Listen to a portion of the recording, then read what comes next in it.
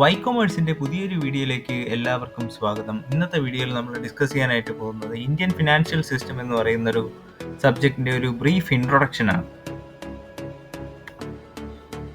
നിങ്ങൾ പലപ്പോഴായിട്ടും ഈ ഇടക്കാലത്ത് കേട്ടുകൊണ്ടിരിക്കുന്ന ഒരു കാര്യമാണ് ഈ നിഫ്റ്റി 25,000 അടുക്കാറായി, സെൻസെക്സ് എന്ന് പറയുന്നത് 80,000 കടന്നു എന്നുള്ള വാർത്തകൾ നിങ്ങൾ പലപ്പോഴും കേട്ടിട്ടുണ്ടാവാം. അപ്പോൾ പലരും അറിഞ്ഞൂടാത്ത ഒരു കാര്യമാണ് ഈ നിഫ്റ്റി എന്താണ്, സെൻസെക്സ് എന്ന് പറയുന്നത് എന്താണെന്നുള്ളത്.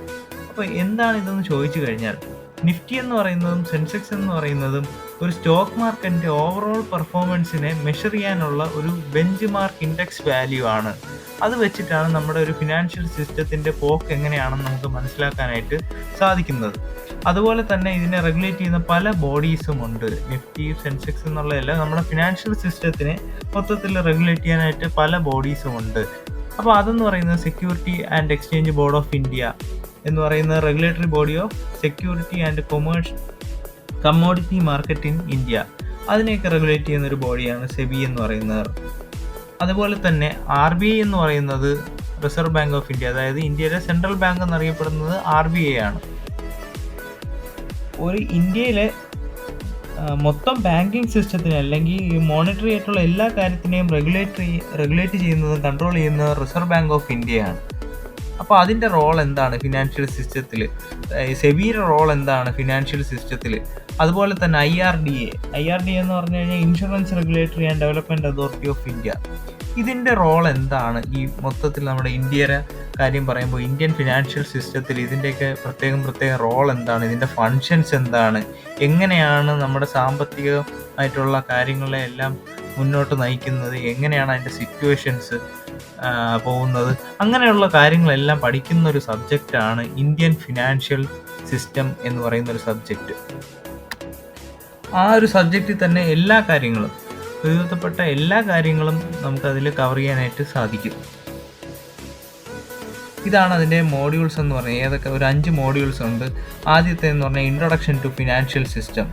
അതിൽ നമുക്ക് കുറച്ച് തിയറി പാർട്ട് പഠിക്കാനായിട്ടുണ്ട്. ഇന്ത്യ ഫിനാൻഷ്യൽ സിസ്റ്റം എന്താണ്, അങ്ങനെയുള്ള കാര്യങ്ങളൊക്കെ അതിനകത്ത് പറയുന്നുണ്ട്. രണ്ടാമത്തെ ഫിനാൻഷ്യൽ ഇൻസ്റ്റിറ്റ്യൂഷൻ ആൻഡ് സർവീസസ്. അത് ഏതൊക്കെ ഇൻസ്റ്റിറ്റ്യൂഷൻസ് ആണ്, ഇപ്പോൾ ഏതൊക്കെയുണ്ട്, സെബി, RBI, IRDA, അങ്ങനെയുള്ള ഇൻസ്റ്റിറ്റ്യൂഷൻസ് ഏതൊക്കെയാണ്, അതിൻ്റെ സർവീസസ് എന്തൊക്കെയാണെന്നാണ് ആ മോഡ്യൂൾ ഡിസ്കസ് ചെയ്യുന്നത്.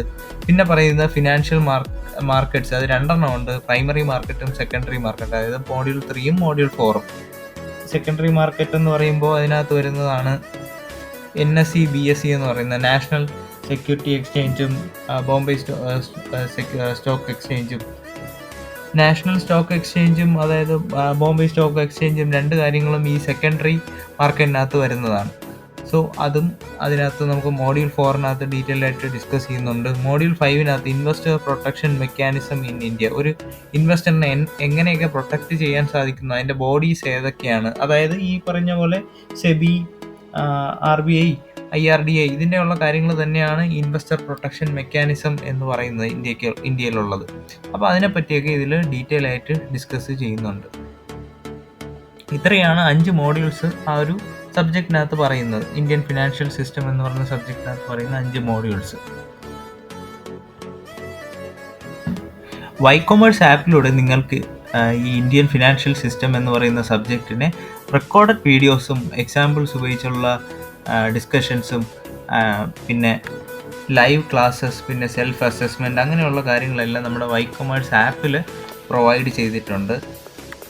നമ്മുടെ കോഴ്സ് പർച്ചേസ് ചെയ്യുന്നതിലൂടെ നിങ്ങൾക്ക് സ്റ്റഡി മെറ്റീരിയൽസും മോഡൽ ക്വസ്റ്റ്യൻ പേപ്പറും ഫ്രീ ആയിട്ട് കിട്ടുന്നതാണ്.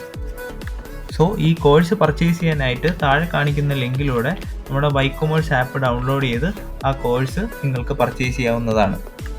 കുറഞ്ഞ സമയത്തിലൂടെ നിങ്ങൾക്ക് പെട്ടെന്ന് മനസ്സിലാവുന്ന, അല്ലെങ്കിൽ കുറഞ്ഞ ടൈമിലൂടെ പെട്ടെന്ന് മനസ്സിലാവുന്ന രീതിയിലാണ് നമ്മുടെ ക്ലാസ്സസ് എല്ലാം ഡിസൈൻ ചെയ്തിട്ടുള്ളത്. അപ്പോൾ അതിനെ എല്ലാവരും പർച്ചേസ് ചെയ്യുക.